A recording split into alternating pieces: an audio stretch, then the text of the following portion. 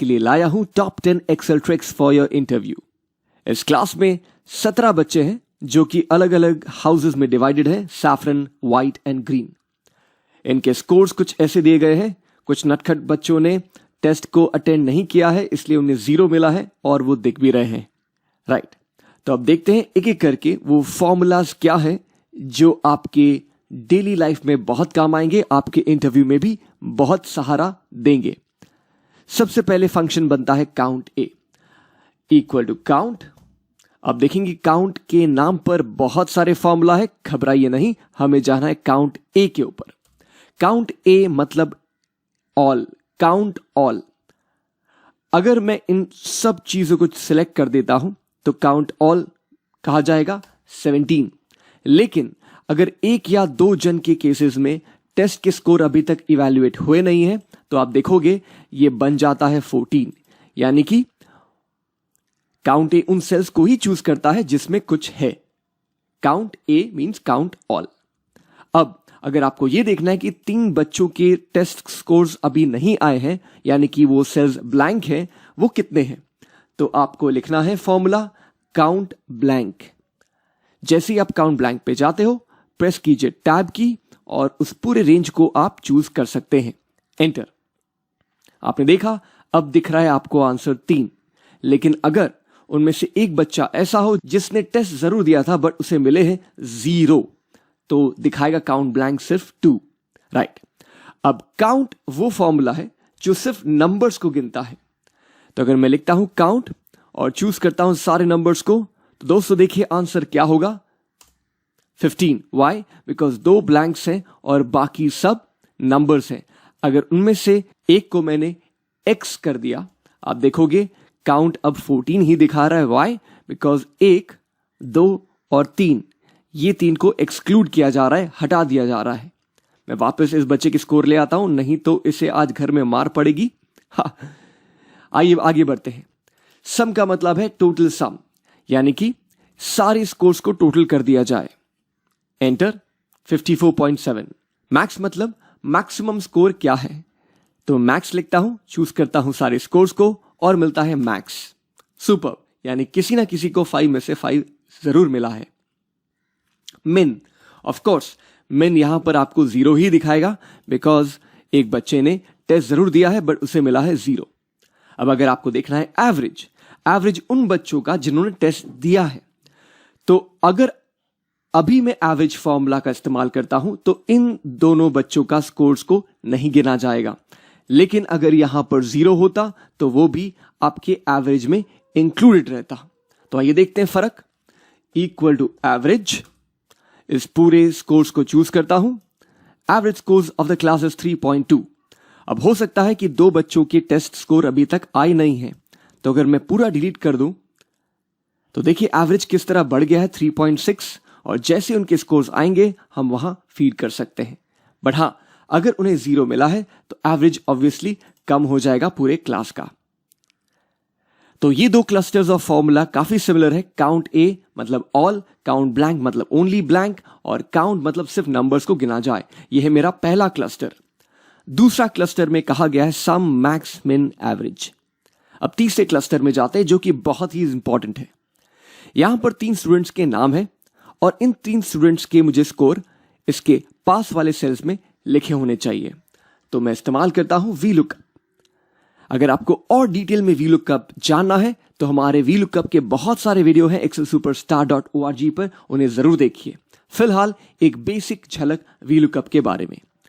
Lookup value मतलब जिस student के नाम के पीछे आप दौड़ रहे हो, यह है लुकअप वैल्यू। कॉमा, अब कहा जाता है टेबल अरे। तो ध्यान रहे दोस्तों कि जब आप VLOOKUP इस्तेमाल करते हो, टेबल अरे ऐसा चूज करें जिसमें पहले कॉलम में वो नाम पाया जाए जिसके पीछे आप दौड़ रहे हो। यानी कि यह सिलेक्शन गलत हो जाएगा और यह सिलेक्शन बिल्कुल सही। अब एट दिस पॉइंट, इस टाइम पर मैं प्रेस करता हूं फंक्शन की F4। F4 लगाने से ये $4 आपकी स्क्रीन पर आएंगे और इसका मतलब यह है कि कभी भी ये जो पूरा टेबल है नीचे कभी भी खिसकेगा नहीं, ये अपनी जगह पर बिल्कुल बरकरार रहेगा, रॉक सॉलिड। कॉमा, अब 1, 2 और 3 ये तीसरे कॉलम में स्कोर्स हैं, इसलिए मैं कहता हूं कॉलम इंडेक्स नंबर 3। और लास्टली मुझे एकदम एग्जैक्ट मैच चाहिए। अविरूप दासगुप्ता यानी कि अविरूप दासगुप्ता का ही स्कोर मुझे दिखना चाहिए, राइट, अविरूप मुखर्जी का नहीं, इसलिए मैं कहता हूं फॉल्स। बहुत जन फॉल्स की जगह 0 भी लिखते हैं और ये बिल्कुल सही है। एंटर। वाओ, जैसे ही मैं डेटा को कॉपी पेस्ट करता हूं, मुझे इन तीनों स्टूडेंट्स के स्कोर अपने आप इस टेबल से निकाल कर दे दिए जाते हैं। आइए देखते हैं क्या वो सही है। अविरूप दासगुप्ता, उसके बाद अनुज गर्गवा, ये भी सही है, और तीसरा अनुराग कुमार। तो देखा दोस्तों, एक ही फॉर्मूला वीलुकअप से आपने तीनों के स्कोर को निकाल लिया है। और वीलुकअप कहा जाता है सबसे इंपॉर्टेंट फॉर्मूला एक्सेल का। तो इसके बारे में और जानिए और हमारे वीडियो को जरूर देखिएगा। फिलहाल मैं आगे बढ़ता हूं। कॉन्कैटिनेट वो फॉर्मूला है जो दो चीजों को जोड़ता है। सो अगर मैं कहता हूं अविरूप दासगुप्ता और फिर एम्परसेंड और फिर कहता हूं 4.7, आप देखोगे ये दोनों डेटा को जोड़ देता है। लेकिन दोस्तों मैं चाहता हूं कि एक स्पेस रहे अविरूप दासगुप्ता के बाद। ओके, तो मैं इस फॉर्मूला को दोबारा लिखता हूं। Avirup Dasgupta ampersand, double quotes के अंदर एक स्पेस जरूर रखें, वापस एम्परसेंड दें और वापस 4.7 को सिलेक्ट कर लें। आप देखोगे नाम के आगे स्कोर भी आ गए हैं। ये सेम चीज अगर आप चाहो तो कॉन्कैटिनेट फॉर्मूला से भी कर सकते हो।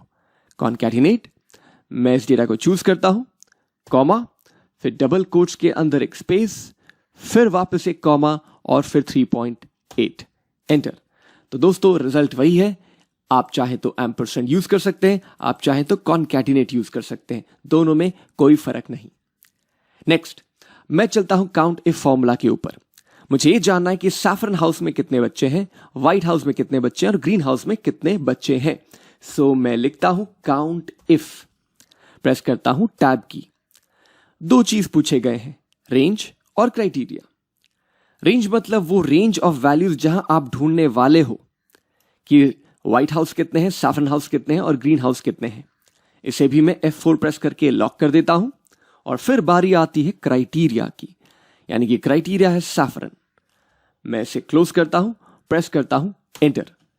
यानी कि इस फॉर्मूला को जब मैं कॉपी पेस्ट करूंगा तो मुझे ये पता चलेगा कि सैफरन हाउस में 7 बच्चे हैं, व्हाइट में 5 और ग्रीन में 5। टोटल कुल मिलाकर कितने हुए?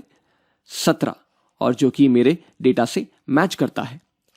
अब अगर आपको चाहिए इन सारे हाउसेस के टोटल स्कोर, यानी कि सैफरन हाउस में जितने बच्चे हैं उसके टोटल स्कोर, व्हाइट हाउस के टोटल स्कोर और ग्रीन हाउस के टोटल स्कोर, तो आपको जाना पड़ेगा सम इफ में। अब देखिए दोस्तों, पहले दो क्राइटेरिया और रेंज एकदम बिल्कुल बराबर है, काउंट इफ से मिलता जुलता है।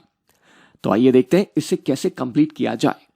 रेंज, इस पूरी रेंज को मैंने सेलेक्ट किया है, प्रेस करता हूं F4, कॉमा। दूसरा है क्राइटेरिया जिसके नाम पर मैं सैफरन चूज करता हूं। तीसरा, रेंज वो हो जिसमें सम किया जा सके। ऑब्वियसली हम नंबर्स को ही सम कर सकते हैं, इसलिए मैंने इस सम रेंज को चूज कर लिया। एक बात का ध्यान रहे दोस्तों, सम इफ या काउंट इफ फॉर्मूला जब आप लिखें, रेंज की हाइट हमेशा सेम होनी चाहिए। अगर ये ऊपर नीचे आपने कर दिया तो आंसर भी गलत। इसलिए हाइट को सेम रखते हुए मैं प्रेस करता हूं F4 और फिर करता हूं क्लोज द ब्रैकेट, एंटर। जैसे ही मैं कॉपी पेस्ट डाउन करता हूं, मुझे यह पता चलता है कि सैफरन हाउस के बच्चों ने 25.1 का स्कोर टोटल अपने पास रखा है। पर दोस्तों आप कह सकते हो कि सैफरन हाउस में 2 बच्चे ज्यादा हैं, उनके टोटल को कंपेयर करना व्हाइट और ग्रीन से बड़ी नाइंसाफी होगी, राइट? तो आप चाहो तो सम के वर्ड को हटाकर आप रख सकते हो वर्ड एवरेज इफ का, राइट? अब जितने बच्चे हैं उनके एवरेज निकाले जाते हैं और इसे मैं करता हूं कॉपी पेस्ट, राइट? फॉर्मेटिंग के लिए Ctrl+Shift+1। तो अब यह पता चलता है कि average score of a saffron student is 3.59, white 2.94 and green house 2.98। तो दोस्तों सम इफ और एवरेज इफ फॉर्मूला सिर्फ नाम में फर्क है, लेकिन अंदर के पैरामीटर के सीक्वेंस वैसे ही है। नेक्स्ट मैं चलता हूं ड्रॉप डाउन लिस्ट में। अब मैं इस सेल को चूज करता हूं, जाता हूं डेटा में, क्लिक करता हूं डेटा वैलिडेशन में, और इस डेटा वैलिडेशन में क्लिक करने के बाद मैं जाऊंगा इस टैब सेटिंग्स में। सेटिंग्स के अंदर लिस्ट, और ये कह रहा है कि अगर आप लिस्ट चूज करना चाहते हैं उसके सोर्स क्या हो, तो सोर्स के नाम पर मैं इन पूरे बच्चों के नाम के लिस्ट को चूज करता हूं और प्रेस करता हूं ओके। और अब देखो नजारा, देखिए कितने आसानी से ड्रॉप डाउन बन गया है।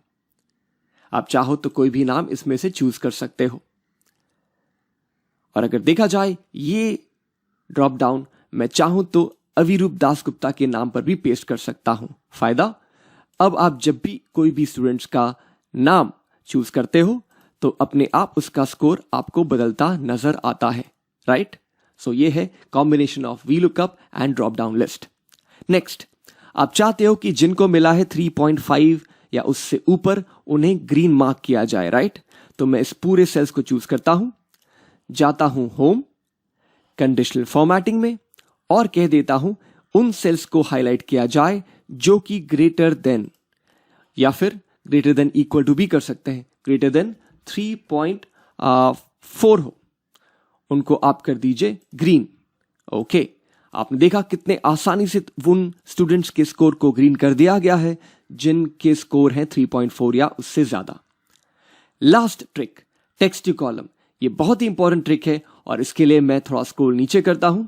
मेरा अगला मकसद यह है कि इन सारे नाम और सरनेम्स को अलग अलग, दो अलग अलग कॉलम में डिवाइड कर दूं। इन पूरे डेटा को चूज करने के बाद मैं जाता हूं डेटा में और जाता हूं टेक्स्ट टू कॉलम्स के अंदर। अब इसका मतलब है एक टेक्स्ट को अलग अलग कॉलम्स में बांट दिया जाए।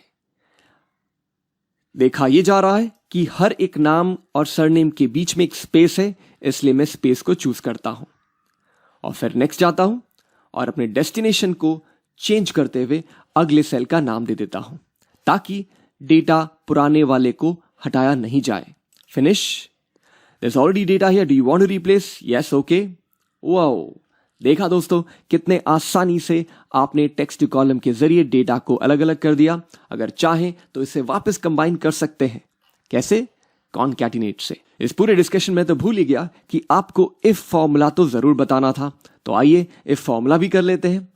तो जिनको मिला है 0 उन्हें रीटेस्ट देना चाहिए, तो ये फॉर्मूला में कैसे लिखूं? Equal to if the score is equal to 0 then आवाज आनी चाहिए रीटेस्ट की। आई नो उस बच्चे को बड़ा बुरा लग रहा होगा कि बाकी सब बच्चे छुट्टी पे जा रहे हैं और उसे रीटेस्ट देना पड़ रहा है, बट कोई इसका उपाय नहीं है। और जिन्होंने टेस्ट में 0 से ऊपर स्कोर किया है उन्हें कुछ नहीं करना है, इसलिए डबल कोट्स। अगर आप गौर से देखेंगे, पहला है लॉजिकल टेस्ट, जिसका सवाल कुछ इस तरह पूछा गया है कि आंसर या तो हाँ है या ना है। अगर आंसर हाँ है तो क्या किया जाना चाहिए, अगर आंसर ना है तो फिर क्या किया जाना चाहिए। ऐसा लग रहा है कभी हाँ कभी ना। यस,